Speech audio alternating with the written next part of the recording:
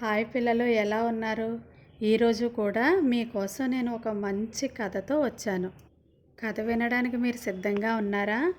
నరసింహాపురం అనే గ్రామ పొలిమేరలో సదానందుడి ఆశ్రమం ఉండేది. అందులో చాలామంది శిష్యులు విద్య అభ్యసించేవారు. ఆయన అప్పుడప్పుడు శిష్యులను పరీక్షించడానికి వారికి కొన్ని పరీక్షలు పెట్టేవారు. ఒకరోజు సదానందుడు శిష్యులను సమావేశపరిచి, శిష్యులారా, ఈరోజు నేను మీకు ఒక పరీక్ష పెడతాను. మీ ఆలోచన విధానంతో దాన్ని సాధించాలి. అది ముందు ముందు మీ జీవితానికి ఎంతగానో ఉపయోగపడుతుంది అని అన్నారు. సరేనంటూ ఆ పరీక్ష ఏమిటో చెప్పమని పిల్లలందరూ ఆసక్తిగా అడిగారు. ఒక విద్యార్థిని సూది, మరొక విద్యార్థిని తాడు తీసుకురమ్మని చెప్పారు గురువుగారు. ఆ తాడు చిటికెన వేలంత లావుగాను పొడవుగాను ఉంది. వాటిని చూపించి, తాడును ఈ సూది రంధ్రం నుండి బయటకు తీయండి. ఎవరు ఇది సాధిస్తారో వారే ఈ పరీక్షలో విజేత అన్నారు గురువుగారు. ఆశ్చర్యపోయిన శిష్యులు, ఇంత చిన్న రంధ్రంలో ఆ తాడు ఎలా దూరుతుంది గురువుగారు? ఇది అస్సలు సాధ్యమే కాదు అని అన్నారు. మరికొందరు, ఎవ్వరికీ సాధ్యం కాని పని చెప్పి మమ్మల్ని ఇబ్బంది పెట్టాలని చూస్తున్నారు కదూ గురువుగారు అని ప్రశ్నించారు.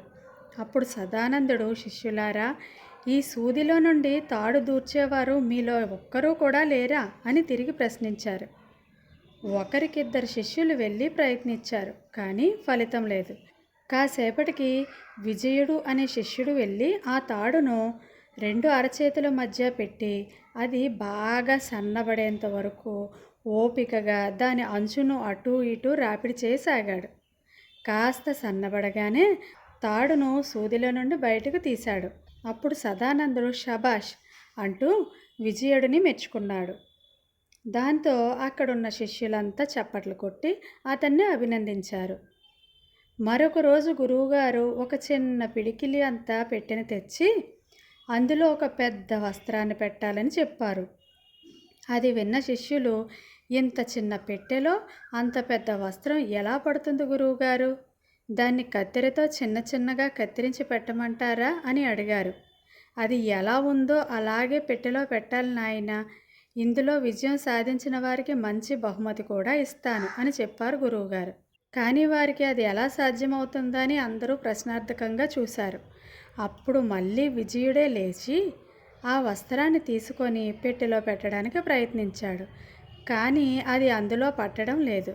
అది చూసిన శిష్యులంతా నీ వల్ల కాదులే అంటూ నవ్వసాగారు. కానీ అదేమీ పట్టించుకోకుండా మళ్ళీ మళ్ళీ ప్రయత్నించాడు విజయుడు. అయినా సాధ్యం కాకపోవడంతో పెట్టెలో ఏమైనా మార్పు చేయవచ్చా అని ఆలోచించారు. దాన్ని పరిశీలనగా చూశాడు. అప్పుడు ఆ పెట్టెకు ఒక మేట కనిపించింది. దాన్ని ఒక్కసారి నొక్కి చూశాడు విజయుడు. దాంతో ఆ పెట్టె పరిమాణం కాస్త పెరిగింది. అలా 2-3 సార్లు నొక్కడంతో వస్త్రం పట్టేంత పెద్దగా మారింది ఆ పెట్టె. గురువు చెప్పినట్లుగానే విజయుడు ఆ వస్త్రాన్ని కత్తిరించకుండా పెట్టెలోనే పెట్టి విజయాన్ని సాధించాడు. అది చూసిన శిష్యులందరూ ఆశ్చర్యపోయారు. అప్పుడు సదానందుడు, మళ్ళీ నువ్వే విజయం సాధించావు విజయ, నీకు నా ఆశీస్సులు అని అన్నారు. మనం ఎప్పుడూ ఒకే విధంగా ఆలోచించకూడదు. అలా చేస్తే జీవితంలో ఎప్పుడూ ముందుకెళ్ళలేము. కానీ విజయుడు భిన్నంగా ఆలోచించాడు, అందుకనే విజయం సాధించాడు. కాబట్టి ఒక విషయాన్ని ఒకవైపు నుండే ఆలోచించకూడదు. అలాగే చేసే పనిలో ఓర్పు, సహనం, సమయస్ఫూర్తి కూడా చాలా అవసరం అని వివరించారు సదానందుడు గురువుగారు. దానికి శిష్యులందరూ అలాగే అని జవాబిచ్చారు. ఓకే పిల్లలు, కథ మీకు అర్థమైందా? కథలోని నీతి ఏమిటో అర్థమైన వాళ్ళు కామెంట్ బాక్స్లోని కామెంట్ ద్వారా నాకు తెలియజేయండి. అలాగే ఈ కథ కనుక మీకు నచ్చినట్లయితే ప్లీజ్ లైక్ చేయండి, సబ్స్క్రైబ్ చేయండి, మన ఛానల్ని ఎంకరేజ్ చేయండి. థ్యాంక్ యూ పిల్లలు. రేపు మరొక మంచి కథతో మళ్ళీ మీ ముందుకు వస్తాను. Thank you.